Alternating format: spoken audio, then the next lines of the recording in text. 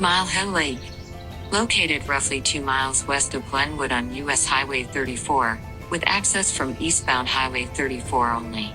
This 39-acre park consists of a hardwood forest, which is open to public hunting, and a 10-acre fishing lake with boat dock and ramp. The lake is considered a no-wake zone and is closed to swimming. When driving into the park, you will find an interpretive panel discussing the prehistoric culture that lived in this region, and the handicap-accessible scenic overlook, which offers an interpretive panel discussing the Loess Hills Scenic Byway. You will also see a 2-acre restored prairie, and several flower beds which are maintained by the Mills County cohorts. There are various hiking trails within the park, including the most recent addition that leads through a marsh area, with a newly installed footbridge. Information was found on interpretive signs along the foot trail. Who lived here? Prehistoric people.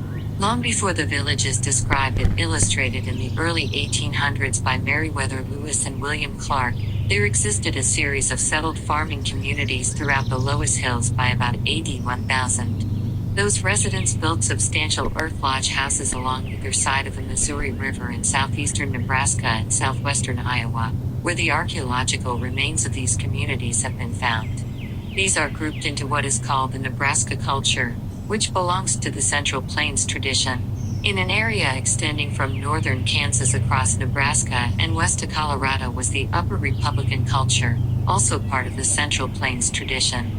While they share a common cultural ancestry and exhibit a number of very similar characteristics, differences in ceramic pottery is the primary feature that distinguishes the two cultures. Nebraska culture at Glenwood.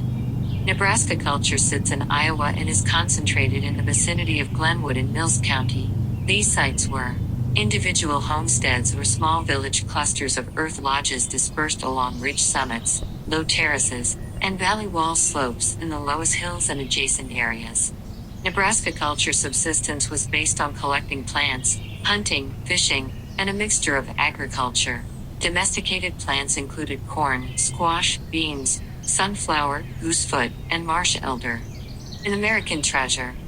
Born of ice, water, and wind, glaciers crushed bedrock into a floury silt and deposited these sediments on the Missouri River floodplain.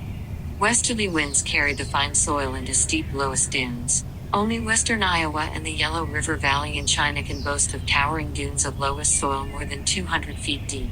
Loess Hills extend in a narrow 2 to 10 mile wide band that skirts the Missouri River Valley along Loess' western border.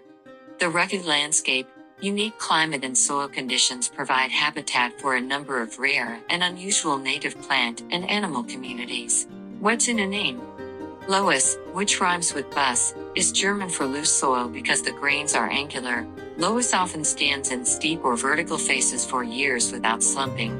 When saturated, it turns into sugar clay and erodes dramatically.